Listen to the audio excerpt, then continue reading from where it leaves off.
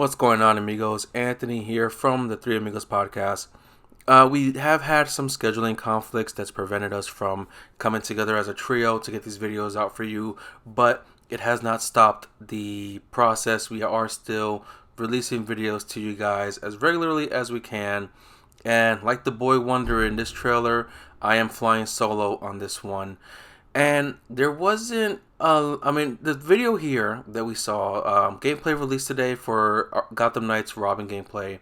The video is about a minute and 40 something seconds. So there is quite a bit that they showed, but not so much to talk about.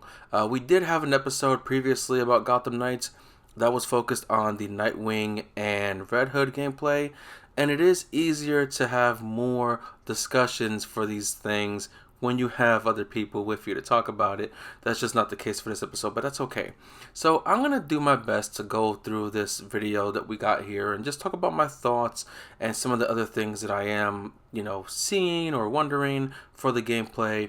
Now, we did see some parts of the city in the previous gameplay, and it was honestly underwhelming. NPCs do exist in the streets, which is a good thing, but we don't get as much NPCs as we were expecting. There was maybe 2 or so NPCs within, like a 5-block radius or something like that. And I know that people like to say, well, the game still has time for it to be fixed and there's still time for development. You got to understand that we're currently at the end of June, beginning of July. This game releases in October. I don't think that's enough time to make these changes without having a major impact on performance. And I don't think we're going to see more NPCs in the game. Now, I'm not looking for GTA level of NPCs or Spider-Man levels of NPCs, but a bit more than what we got. Now, I understand the game is primarily focused on the combat and the enemies you have to fight, but I would like to see more NPCs in the map. Now, going more in terms of this gameplay that we got, they do show Robin's traversal method, which is the teleportation device from the Watchtower. Now, when I first heard about this method for Robin so many months ago, I honestly was not feeling it. I thought it was kind of stupid, in my opinion. And I see what they're doing here, where each character has their own way to traverse the area. Nightwing has the glider. I don't remember what Red Hood has, unfortunately. And then Robin here has the teleportation device. Now, being that it is using Watchtower technology, I do wonder if we are going to see some kind of reference or Easter eggs to the other Justice League superheroes. This is not exactly part of the Arkham franchise. It is its own thing. And that's why, Batman is not in the game, as far as we know from the story. But when you look at the combat here, each character has their own combat style, and Robin's does seem to be more fast-paced than the other two or characters that we've seen so far. Red Hood has the guns, and Nightwing does have his batons, and Robin does seem to be a bit more agile as well as more of a gadget user. He's using the slingshot and his staff, and any other items that he's using. He has an invisibility cloak, so it does seem that Robin is more of the gadget player, the technical player. And that's pretty cool. I'm going to accept that because it does offer a different style of gameplay. And I want to see what they can do going forward with these types of, mechanics that they're trying to use.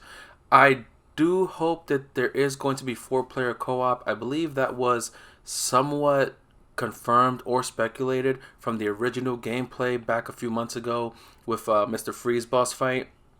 But as of recently, they have confirmed 2-player co-op. I don't know if they're just saying that for now or if they're going to add 4-player co-op maybe a year later, because development is a lot slower now for video games. But I still wonder how these characters really feel, because it can look as if they're playing differently, but there's the possibility that it just looks that way and it feels the same for each character. Other than that, there really isn't much to say here. I do believe each character does have the option to ride a motorcycle around the city, so that'll be cool. And I'm wondering if Batgirl has not been shown yet because she might be the one character who will closely play like Batman would.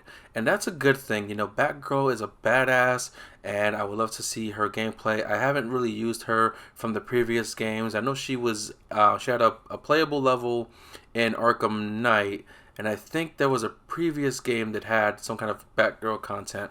I think I could be wrong, but either way, I never played that Batgirl story from Arkham Knight, even though I do have it. So I would like to see her gameplay and how she differs. Now you get a brief footage of Batgirl in this trailer here, so that could, I mean, obviously that's the next one they're gonna show, right?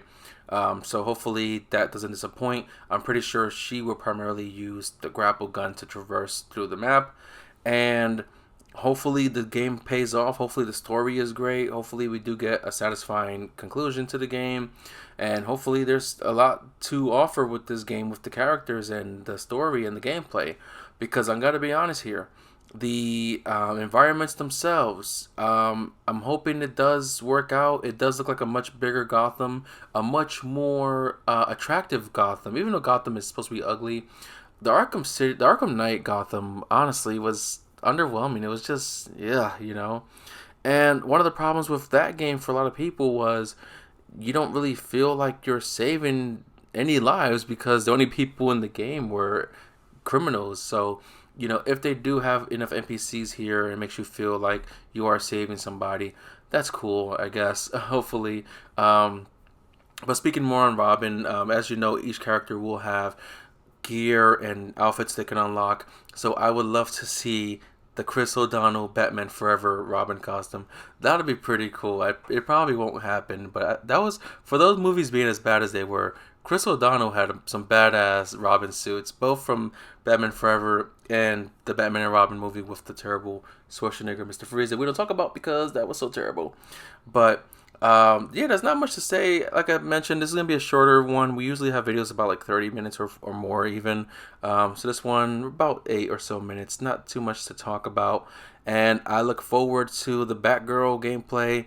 I think depending on how that goes, my primary character use would probably be Batgirl, if not Robin. Because honestly, the Red Hood gameplay did look a little to me, like didn't really interest me. And unpopular opinion here, very controversial, I don't like Nightwing. I don't. A lot of people love Nightwing. I don't. Don't ask me why. I'm not going to spend time talking about my hatred for Nightwing.